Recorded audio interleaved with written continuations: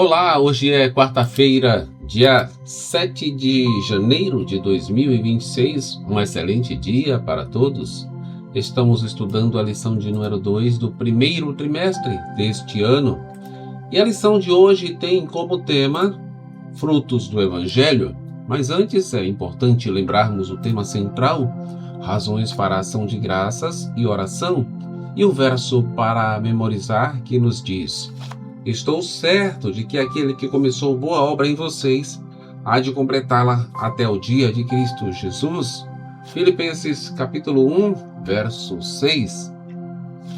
O relacionamento de Paulo com os colossenses era diferente do que ele tinha com os filipenses. Ele os incluiu entre os que não o tinham visto face a face. Ainda assim, o apóstolo disse que sempre agradecia a Deus e orava por eles, como fazia com os filipenses.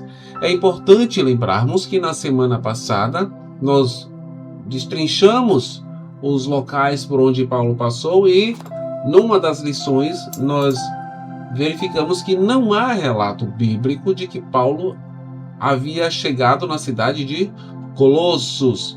Por isso, o tema da lição de hoje nos fala, a lição de hoje nos fala de que o relacionamento de Paulo com os colossenses era diferente do que ele tinha com os filipenses, porque os colossenses não o tinham visto face a face. Mesmo assim, Paulo sempre agradecia a Deus e orava por eles, da mesma forma como fazia com os filipenses, ou seja, para Paulo, todos eram iguais. Leia Colossenses capítulo 1, versos 3 a 8 e responda: quais são as 3 coisas pelas quais Paulo agradeceu a Deus? Diz assim, começa com o título, Ação de Graças. Damos sempre graças a Deus, Pai de nosso Senhor Jesus Cristo, quando oramos por vocês, desde que ouvimos da fé que vocês têm em Cristo Jesus e do amor que vocês têm por todos os santos, por causa da esperança que está guardada para vocês nos céus. Desta esperança vocês ouviram falar anteriormente por meio da palavra da verdade do Evangelho, que chegou até vocês. Esse Evangelho está produzindo fruto e crescendo em todo o mundo, assim como acontece entre vocês, desde o dia em que ouviram e entenderam a graça de Deus na verdade. Isso vocês aprenderam de Epáfras, nosso amado conservo e, em relação a vocês, fiel ministro de Cristo, o qual também nos contou do amor que vocês têm no Espírito. Que coisa maravilhosa! Como é interessante lermos essas palavras de Paulo para com os colossenses. E a resposta diz: Paulo agradeceu pela fé, amor e esperança dos colossenses. Isso é muito maravilhoso.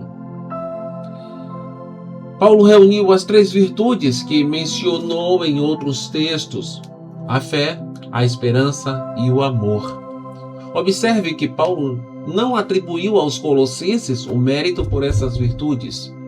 Em vez disso, agradeceu ao Pai por elas, porque elas fazem parte das boas dádivas e dos dons perfeitos que vêm dele.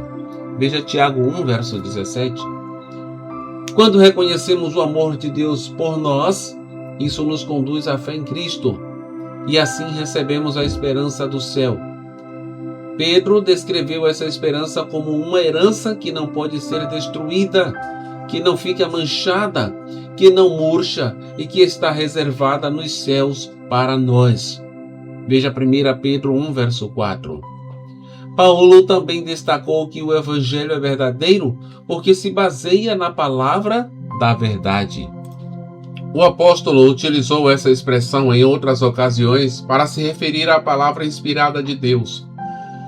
Diferentemente da palavra humana, a palavra de Deus atua eficazmente naqueles que nela creem e sempre realizam a vontade divina. Assim, quando o Evangelho é proclamado, o poder de Deus se manifesta por meio da atuação do Espírito Santo no coração dos ouvintes, que então são capacitados a responder. O Evangelho produz frutos porque é a palavra da vida. O mais impressionante, talvez, seja a rápida expansão do Evangelho. Cerca de 30 anos após a morte e ressurreição de Cristo, Paulo disse que o Evangelho havia se espalhado em todo o mundo. No mesmo capítulo, ele afirmou que o Evangelho foi pregado a toda criatura debaixo do céu.